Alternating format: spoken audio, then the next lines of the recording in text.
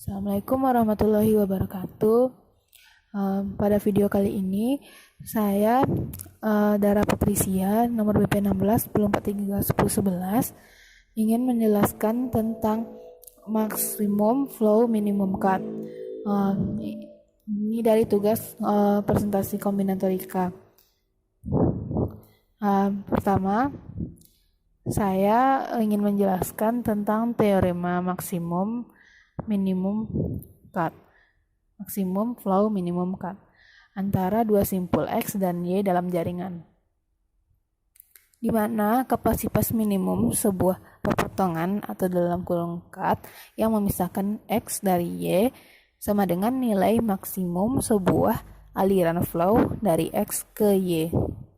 Aliran maksimum atau maksimum flow adalah salah satu dari problem dalam kelompok problem yang melibatkan aliran dalam sebuah jaringan.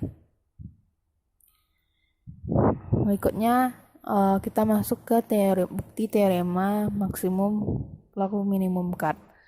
Pertama yaitu kita misalkan sebuah jaringan menjadi N sama dengan V, C. Lalu kita anggap alfa menjadi kapasitas minimum dari semua kemungkinan perpotongan yang mana memisahkan X ke Y di N.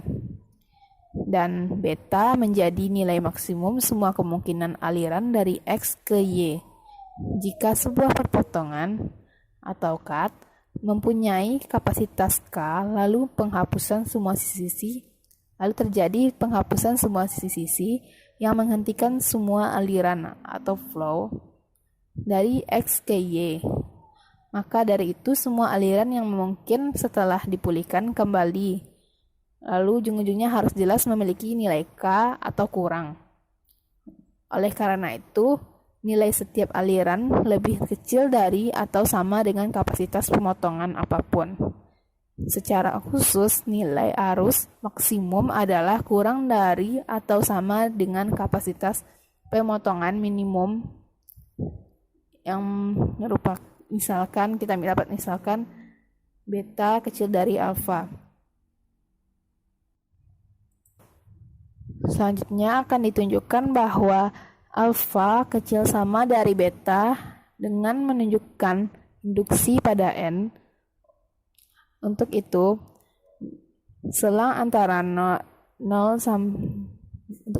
N mempunyai selang antara 0 sampai alfa dari sebuah aliran yang bernilai N. Khususnya, itu akan menunjukkan bahwa ada aliran nilai alfa dan beta yang menjadi aliran maksimum lebih besar dari atau sama dengan alfa. Sehingga terdapat aliran bernilai 0 yang dapat kita asumsikan dengan selang N dari 0 sampai alfa, dan itu merupakan sebuah aliran flow F dari nilai N yang diberikan. Lalu dapat kita tunjukkan bahwa di sana ada aliran flow dari nilai N tambah 1.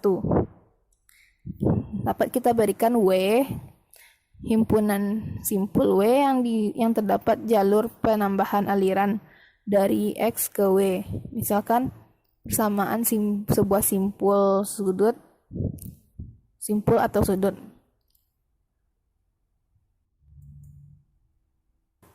Untuk X sama dengan X0, X1, X2 sampai Xm kurang 1, Xm sama dengan W dengan properti I untuk setiap masing-masingnya dalam selang N berada antara 0 sampai M, diantaranya Fxi kali Xi tambah 1 kecil dari Cxi kali Xi tambah 1 atau Fxi tambah 1 kali Xi besar dari 0 ke arah positif.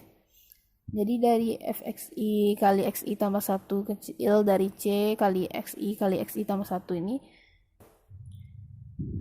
berarah dan merupakan tak jenuh, atau kamu bisa menggunakan Xi tambah 1 di dalamnya arah yang salah di sana. Di dalamnya terdapat arah yang salah dan di sana adalah sebuah aliran yang sebenarnya terdapat di dalam sisi.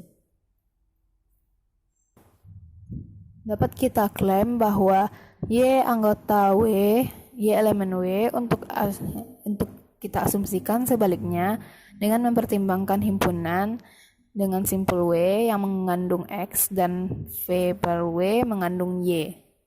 Dari gambar ini kita dapat lihat dua buah fungsi, yaitu fungsi W dan fungsi V per W dengan dan titik-titik diantaranya saling mempunyai pasangan yang sama.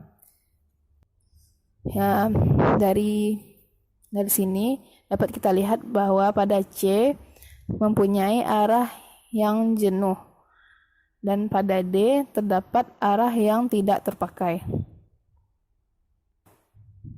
Dengan definisi W, maka tidak mungkin untuk bergerak dari titik W ke titik A dalam V per W sepanjang lintasan aliran meningkat. Karena setiap tepi UV di C mempunyai FUV sama dengan CUV. Dan setiap sisi V aksen kali U aksen di D mempunyai F kali U aksen V aksen sama dengan 0. Ini terdapat pada gambar fungsi tadi sebelumnya pada slide 6, set ke-6. Selanjutnya nilai aliran termasuk N adalah kurang dari alfa jelas sama dengan total aliran yang meningkat dari W ke V dengan V per W yang sama dengan total kapasitas tepi dalam C. Oleh karena itu mengikuti bahwa C adalah perpotongan dari kapasitas kurang dari alfa. Yang ini kontradiksi dan dapat menunjukkan bahwa Y anggota W dapat disimpulkan. Sehingga dapat kita simpulkan bahwa Y itu anggota dari W. Oleh karena itu, definisi W di sini ada aliran naik atau path atau lintasan dari X ke Y yang kita misalkan sebuah persamaan titik dari X sama dengan X0, X1, X2, X sampai XM kurang 1, lalu XM sama dengan Y. Dengan ciri-ciri untuk setiap I dengan 0 sampai M, di antaranya fxi, xi tambah 1 kecil dari C, xi tambah 1 atau fxi tambah 1, xi besar dari 0. Atau dengan cara lain, jika fxi tambah 1 kecil dari cxi kali xi tambah 1, atau jika fxi tambah 1 xi tambah 0. Jadi jika fxi kali xi tambah 1 kecil dari c kali xi tambah 1, jadi untuk setiap sisi xi kali xi tambah 1, ini merupakan atau pada persamaan fxi tambah 1 kali xi yang besar dari 0 untuk setiap sisi-sisi xi tambah 1 kali xi dari tipe ini terjadi penurunan aliran ke 1. Nah, ada contoh soal pada slide berikutnya, yaitu tentukan sebuah maksimum flow dari X ke Y pada gambar jaringan di bawah ini. Yang mana kita punya solusi. Di sini ada 4 jaringan. Kita akan membagi jaringannya menjadi 8. Pertama, pada jaringan pertama kita anggap kasus 0, yaitu kita mengabaikan semua aliran yang ada, berarti tidak ada angka.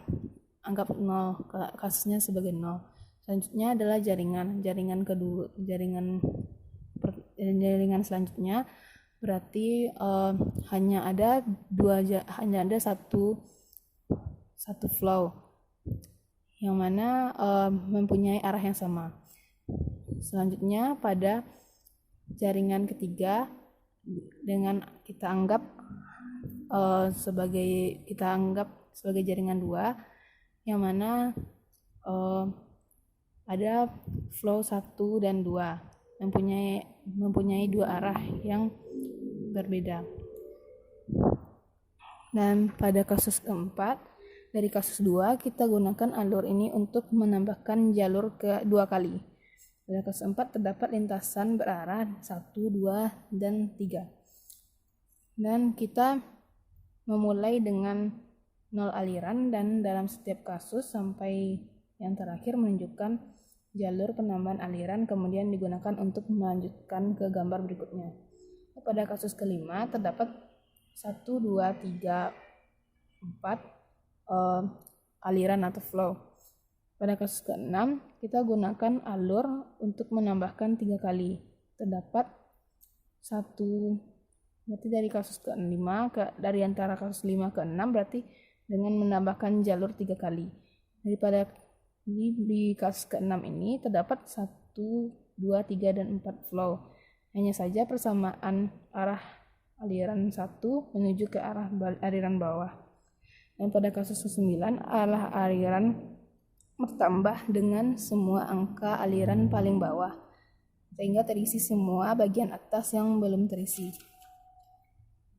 Pada kasus ke-10 dengan menyorot perpotongan minimal arah aliran yang sudah terisi semua dengan arah maksimum yang ada. Dan semuanya sudah terisi di jaringan terakhir yang kita tanggai pada kasus 10. Maka terbukti bahwa maksimum sebuah gambar, maka kita dapatkan maksimum flow dari contoh soal di atas. Demikian video ini saya buat. Mohon maaf jika ada kesalahan dari kata-kata saya. Saya sudahi dengan wabillahi taufiq wal hidayah. Wassalamualaikum warahmatullahi wabarakatuh.